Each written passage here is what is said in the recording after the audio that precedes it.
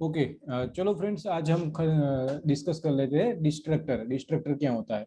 तो उसके पहले कंस्ट्रक्टर क्या है। ये एक स्पेशल मेंबर फंक्शन जिसकी रिटर्न डेटा टाइप नहीं होती है, जो अपने आप कॉल होता है। ये सारी प्रॉपर्टीज जो है कंस्ट्रक्टर की, वो डिस्ट्रक्टर में भी है। कंस्ट्रक्टर जो है वो बहुत अलग अलग टाइप के हैं हमारे पास। जीरो आर्ग्यूमेंट मतलब डिफॉल्ट, या फिर पैरामीटराइज्ड, कॉपी कंस्ट्रक्टर्स। तो इन सभी की इंफॉर्मेशन जो है डिस्कस की हमने, और ये जाना कि ये सारी चीजें क्या होती है। अभी डिस्कस करते हैं constructor, sorry, destructor. Destructor is an instance member function which is invoked automatically whenever an object is going to destroy. Friends, constructor में कैसा था, जब भी कोई ऑब्जेक्ट क्रिएट होता है एट द टाइम वो कॉल होता था। डिस्ट्रक्टर जब भी ऑब्जेक्ट जो है वो डिस्ट्रॉय होने वाला है, डिस्ट्रक्ट होने वाला है, खत्म होने वाला है, उस टाइम पे ये डिस्ट्रक्टर फंक्शन जो है वो कॉल होगा। A destructor is the last function that is going to be called before an object is destroyed. इसके आखिर में, इसके बाद दूसरा और कोई फंक्शन नहीं होगा जो कॉल होता है या होना चाहिए। डिस्ट्रक्टर जो वो आखिरी फंक्शन रहेगा just before object is going to destroy. There can only one destructor in a class with class name preceded by the tilde sign, no parameters and no return type. तो दोस्तों, same like constructor वैसा ही हो गया है, उस class के नाम के जैसा ही डिस्ट्रक्टर का भी नाम होना चाहिए, कंस्ट्रक्टर का भी नाम ऐसा ही क्लास के नाम के जैसा होना चाहिए।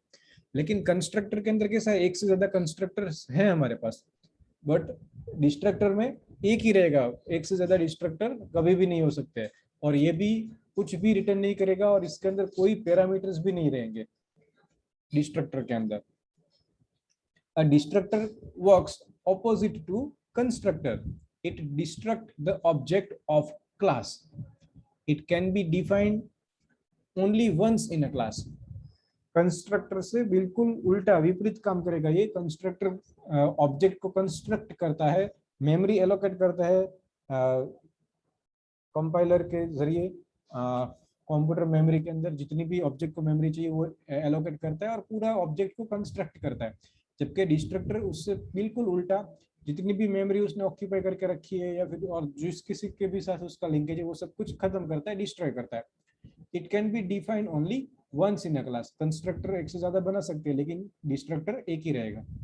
अ destructor is defined like a constructor. Constructor के जैसे ही डिस्ट्रक्टर को भी हम डिफाइन कर पाएंगे। It must have the same name as the class name, but it is prefixed with a tilde sign. तो ये हम देखेंगे दोस्तों, प्रैक्टिकली मैं करके आपको दिखाऊंगा कि ये इसके आगे टिल्ड साइन होना चाहिए। तो चलो इसको प्रैक्टिकल इंप्लीमेंट करके हम देखते हैं। ये डिस्ट्रक्टर का थियरी इतना ही है, ये खत्म हुआ। Now let us move to the towards practical. Friends, की एम्प्लॉय वाला क्लास हम बहुत टाइम से देख रहे हैं, इसके साथ ही काम कर रहे हैं। कंस्ट्रक्टर जो है ओवरलोडेड, एक से ज्यादा constructor with different number of arguments, default constructors, copy constructors, तो ये सारी चीजें हमने डिस्कस की। अभी डिस्कस करते हैं डिस्ट्रक्टर। तो जैसा वहां पर थ्योरी में हमने समझा कि जो क्लास का नाम है वही डिस्ट्रक्टर का भी नाम रहेगा, तो वो है एम्प्लॉय। और उसके अंदर कुछ भी आर्ग्यूमेंट्स नहीं होनी चाहिए। तो ये ऐसा कर देंगे तो वो, ये तो हो गया ये कंस्ट्रक्टर के जैसा। लेकिन डिस्ट्रक्टर है तो वो क्या होगा, उसके आगे एक टिल्ड साइन। तो ये मेंशन करता है कि ये क्या है, डिस्ट्रक्टर है। और इसको अगर यहाँ पर मुझे लिखना है, इसको डिफाइन करना है, तो यहाँ पर भी उसका कोड अगर लिखना है तो हम लिख सकते हैं।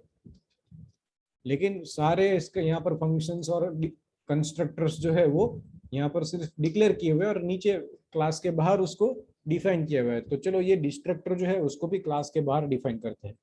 डिस्ट्रक्टर एक ही होता है, एक से ज्यादा नहीं हो सकता है कभी भी।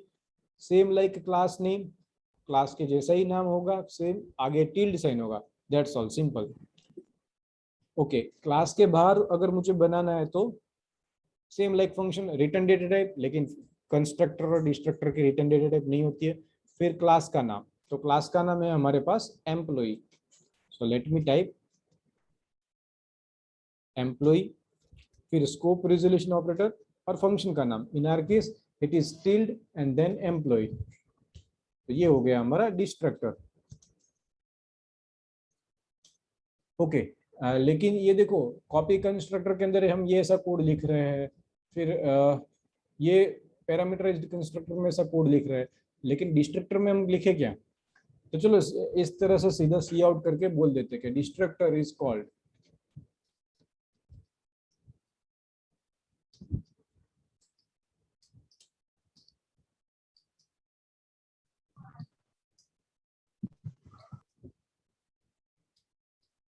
डिस्ट्रक्टर इज कॉल्ड, ऐसा सिंपल मैसेज हमने यहाँ पर पोस्ट किया।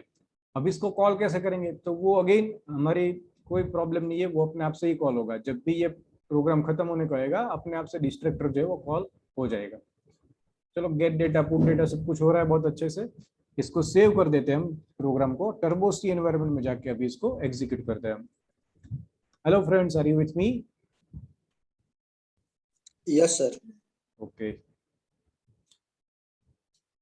चलो ओपन करते हैं एम्प्लॉय कंस्ट्रक्टर वाला एग्जांपल। इसके अंदर कंस्ट्रक्टर के साथ साथ डिस्ट्रक्टर भी हमने डिस्कस किया। तो ये यहाँ पर हमने बनाया डिस्ट्रक्टर और इसको डिफाइन किया यहाँ पर।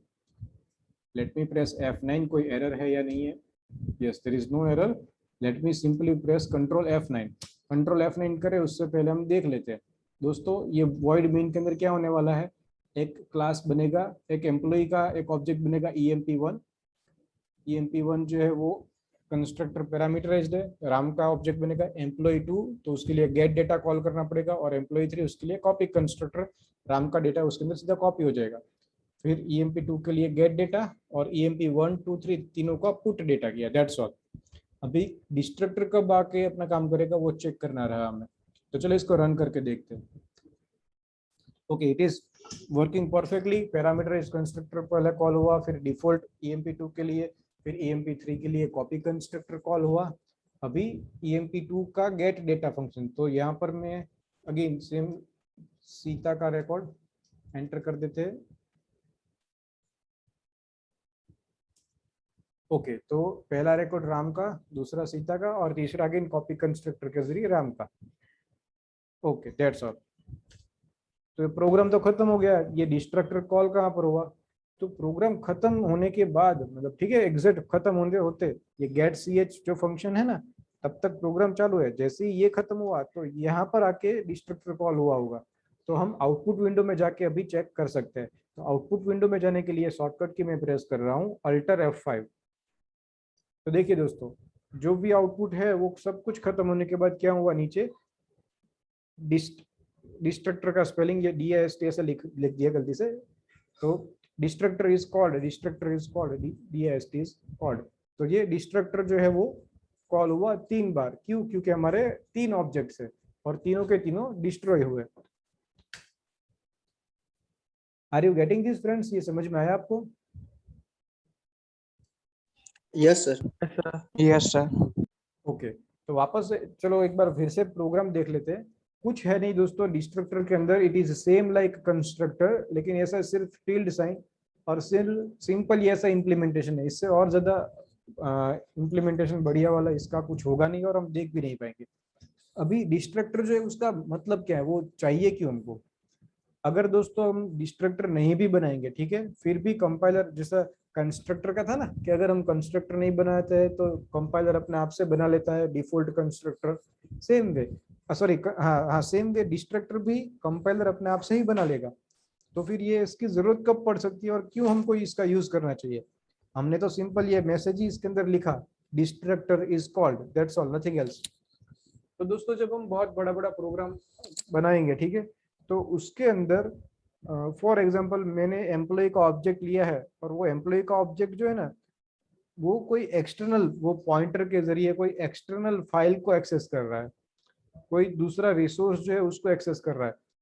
जो ये क्लास जो है उसके मेंबर फंक्शन नहीं, किसी दूसरे क्लास से, किसी दूसरे रिसोर्स से कुछ और चीजें dynamically run time memory allocate कर रहा है, और वो सब कुछ हो रहा है। तो जब भी दोस्तों डिस्ट्रक्टर कॉल होगा तो डिस्ट्रक्टर क्या करेगा, ये एम्प्लॉय क्लास का नेम, एज और सैलरी, इसके लिए मेमोरी में जितनी भी स्पेस उसने ऑक्यूपाई करके रखी होगी वो सब रिमूव हो जाएगी, क्लियर हो जाएगी। लेकिन कोई भी एक ऑब्जेक्ट, से फॉर एग्जांपल EMP2 प्रोग्रामिंग करते समय EMP2 के जरिए हमने कोई एक्सटर्नल मेमोरी रिसोर्सेज स्टोर करके एलोकेट करके रखा हुआ है, तो उसके अंदर कुछ नहीं होने वाला है, वो वैसे ही वैसा पड़ा रहेगा। तो ऐसे केसेस में क्या हो सकता है, मेमोरी लीक हो सकती है। ऐसा कोई एक ऑब्जेक्ट जो डिस्ट्रॉय हो गया है फिर भी किसी तीसरी मेमोरी जगह को वो पॉइंट कर रहा है, एक्सेस कर रहा है, तो ऐसा ना हो इसलिए हम क्या कर सकते हैं, हम एक ऐसा फंक्शन बना सकते हैं डिस्ट्रक्टर का, तो उसके अंदर वो सारा कोड लिख देंगे हम कि जो भी ऑब्जेक्ट है वो डिस्ट्रॉय होने से पहले उसने जितने जितने एक्सटर्नल मेमोरी रिसोर्सेज ऑक्यूपाइड करके रखे हुए हैं वो सारे रिलीज कर दे। तो इस वजह से इस हिसाब से हम डिस्ट्रक्टर का यूज कर सकते हैं दोस्तों। समझ में आया आपको फ्रेंड्स? Yes sir.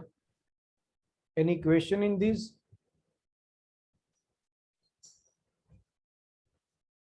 चलो तो आज का सेशन यहाँ पर हम एंड करते हैं। Thank you very much friends.